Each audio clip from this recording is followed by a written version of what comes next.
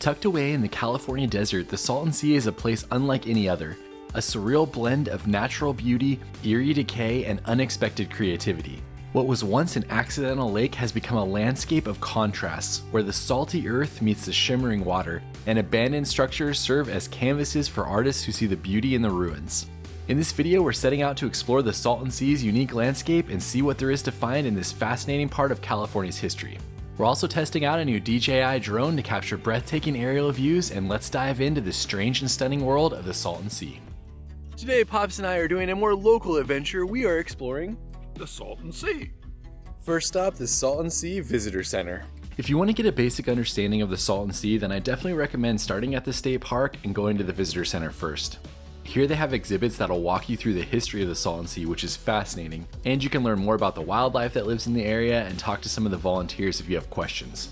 They even had a great book that they created with lots of different stops along the Salton Sea and directions on how to get to each of them. The Visitor Center is small, but it's a great spot to ask all the questions that you have about the Salton Sea. They're very knowledgeable there. Plus, you definitely want to go out on the beach here because there's some interesting stuff to see. I've been coming to the Salton Sea for decades, but I don't remember having to come this far out in order to get to the water, so it's definitely receding a lot, and there was some information about how much it's receding in the Visitor Center as well. Another thing I always forget until I get here is the way that it smells. It's not the worst smell you've ever smelled, but it's definitely not the best either. Check out how massive that lake is. It looks like an ocean basically. You can't even see the end point other than just those mountains on the other side. Believe it or not, the Salton Sea is the largest lake in California at almost double the size of Lake Tahoe. The salinity of the sea right now is about 7.5, and you compare that with the ocean, which is about 3.2 to 3.5. So the salinity here is basically double that of the ocean. And the last living things here are barnacles, and the barnacles will die off once it hits about 8, which will probably happen in the future as it continues to evaporate. It's fascinating to me to hear that the last fish died off in 2018, because when I made my first video on the Salton Sea about 8 years ago, I talked about the tilapia being the only fish that was here. There's only one fish that can live here, it's the tilapia, but there are millions of them in this lake. So in the time that I've been visiting, the last remaining fish actually died off from the lake. One of the things I used to find so interesting about this beach is all of the barnacles and fish bones that you could find along it. I was shocked to see that the fish skeletons are basically completely gone now, probably because of how much the water is receded and because of the fact that there's no fish living in here anymore. There are still a lot of barnacles that you can see as you're walking around though. Just based on where all the barnacles are, you can see how much the water level has receded. It's way out there. One other interesting note is that there is a freshwater spring behind the visitor center, and so you can find fresh water where there is fish living right next to the lake. And at one point in time, this used to be used for launching boats or kayaks into the lake, but with how much the water's receded, you can't do that anymore. Such a fascinating place to explore, and there's a lot more fascinating things to see in the Salton Sea, so we are going to head south and see some more. From here, we drove about 20 minutes south to our next stop. We're almost to the town of Bombay Beach, but we just pulled off on the side of the road because we wanted to check out this new drone and fly it over the Salton Sea. All right, Pops is doing the honors. This is the new DJI Flip, and we are gonna test it out. There are lots of cool things about this drone, but one of the first things we wanted to test out was being able to just fly it without having a controller. The main thing we tested was follow mode, which is great for filming yourself in different scenarios, and Pop spent about half the time just trying to fake the drone out and see if he could get it to go the wrong direction. He's gonna hurt himself running away. That's so cool that it just lands like that. So easy. All right, now it's a true test though. Pops has basically never flown a drone before, so we're gonna see if he can fly it. I'm trusting my life to you right now by holding this in my hands. A few notes about this drone is that it's under 249 grams, which makes it easy to take with you while you're traveling. It has AI subject tracking, it has a 1/1/3 inch sensor. It just feels like it's too far away, come back. Have you done this before, Pops? You know what you're doing? This just shows you how easy it is to do this if an old guy like me can do it. It can record 4K video at 60 frames a second, and you can fly it for about 30 minutes on a full battery charge. All right, Pops has initiated return to home. It's actually magical. Return to home, baby.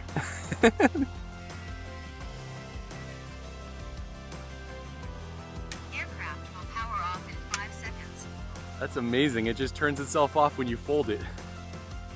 From there we headed about 5 minutes south to continue our exploration. We made it to our next stop in the Salton Sea, Bombay Beach. Bombay Beach has an amazing community of artists and is a place I love visiting. Our first stop was to grab some food at the Ski Inn, basically the only restaurant around. I mean, this place is awesome. There's a mural of Anthony Bourdain on the outside, and then when you walk inside, you'll be surrounded by thousands of dollar bills hanging from every open part of the ceiling or wall.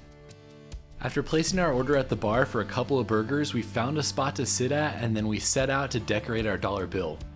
They usually have some markers and tape for you if you're interested in doing this while you're here. And this is the third time I've actually decorated a dollar bill at the Ski Inn. All right, we are adding ours right next to my old one. So there you go. If you want to see it, it is right next to the fan.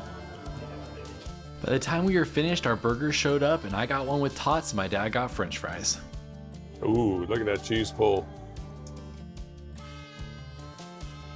It's good. It's not like amazing, but it's good. It's not like that place we did with the Monster Burger. I'll never forget that, but it's good. I feel like it's way better than you expect to get this far out in the desert. Be sure to head out to the back to see all the art they have back there before leaving.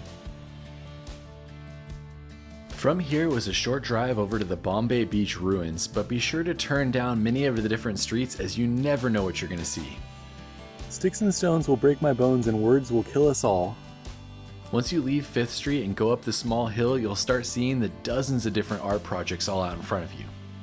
We made it to the Bombay Beach ruins, which is basically an art community full of all sorts of interesting installations. I haven't been here in a year and it looks like it's almost doubled in size. Let's go check it out. If you're interested in unique found object art, then this place is right up your alley. Check it out, there's even metro access all the way out to the Salton Sea. I usually make the trek out here every year or two, and it's crazy to see how much it's changed in the time that I've been coming. Many of the pieces have stories attached to them and even Venmo information for the artists. This one says, Baby Milo, a young boy sits atop the roof of his bombed out home trying to protect the last living thing, a small young tree sapling. Pops, you got some lemons to open up the lemonade stand? Got one ready to go for you. What is in there, dirt? Unlimited sip cup. You buy one, you can refill it with what's in there now as much as you want. You can drive out onto the sand if you're interested, but be sure your car can handle it if you choose to do that. Check it out, there's a Tesla charger right on the beach. Not sure how well it works. I always find this type of art fascinating, and Pops had never seen it, so he was excited to explore as well, and he kept wandering off just to see all of the different art installations. I think he might actually be doing a video on his channel about this as well, so I will link to that in the description. I don't know, it looks like a pretty nice place to sit for a little bit. Last time I was out here, that swing was actually in the water, and you can see how far away it is from the water now. It's only been about a year since the water was below this. That is moving a lot faster than I anticipated. I'll show you a picture I have of that right here. This is such a wild spot to explore. You literally never see anything like this. And we haven't even got to the highlight of the Salton Sea area, Salvation Mountain, yet. Check it out, this is the home of the dancing cowboy. I wonder if anybody will be here. Who is it? Is it the dancing cowboy? Yeah, come on in, let's dance. It literally feels like something out of a Mad Max movie out here. I mean, look at that. Or maybe, I guess, something you'd see at Burning Man or something. I think this might be one of the coolest ones we've seen so far. Check out that chair up there.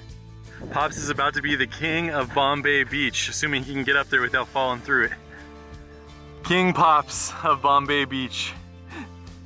You could probably spend a couple hours exploring the art here, but we decided to head on with a few more stops in Bombay Beach. Of all the art in Bombay Beach, I think the drive-in is probably my favorite though. I don't know any information about the artist who created this, but I love seeing it every time I go to Bombay Beach. It's such a unique art installation with the cool Bombay Beach drive-in sign and with all the old cars just sitting there like they're watching a movie. If you know more about this spot, please leave any information you have in the comments. Heading on, it was about 30 minutes south to our next stop, and basically the jewel of the Salton Sea area that people come from all around to visit. We have made it to one of my favorite places in Southern California, Salvation Mountain. Let's go check it out. The mountain was created by one man, Leonard Knight, who was a visionary American folk artist. He had originally decided to create a hot air balloon so he could share the message that God is love with the entire world, but the balloon wasn't able to take off, and so he decided to move on to creating this mountain. And he worked on it through many iterations over the next 27 years, even living in the back of his truck so he could work on it every day.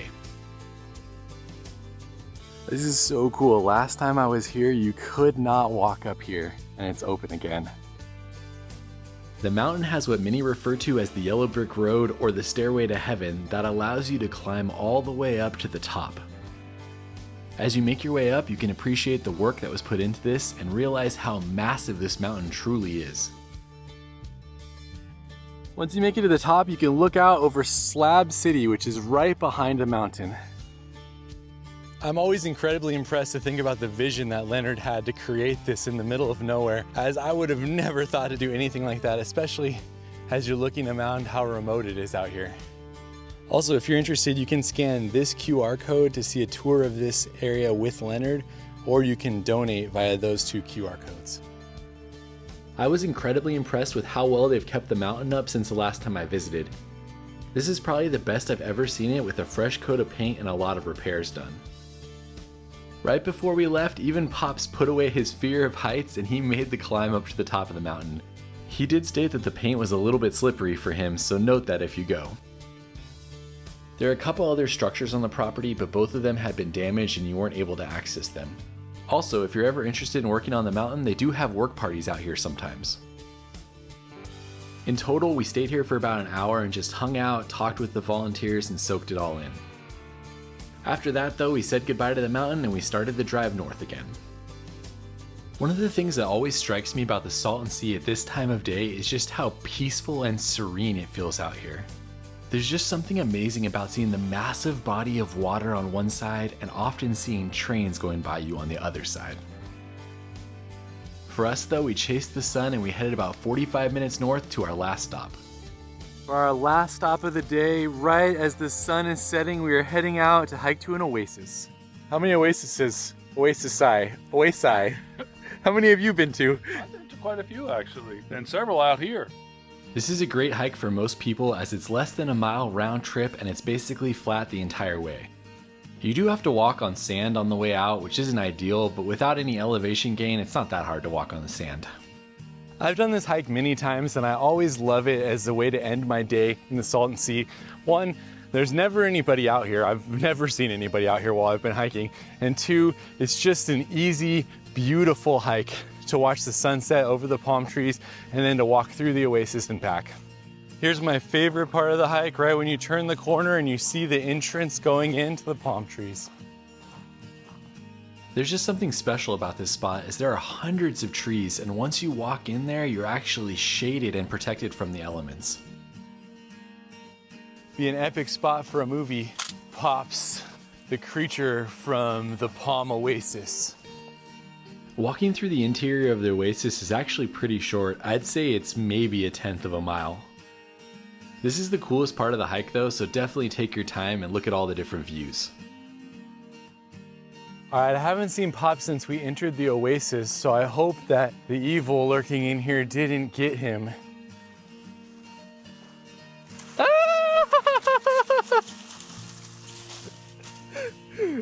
Can I get a like for that performance? I think Pops is going for his Oscar #2, that versus the alien abduction. That's right, put your vote below and then contact the Academy. All right, we are saying goodbye to the oasis, saying goodbye to the Salton Sea. We got one more thing left to do, and that's to eat at one of my favorite places in this whole area. This oasis is small but mighty. I've been in a bunch of oases, if that's the right word. I've never been in anywhere so thick and so dense. It's really, really cool, very unique.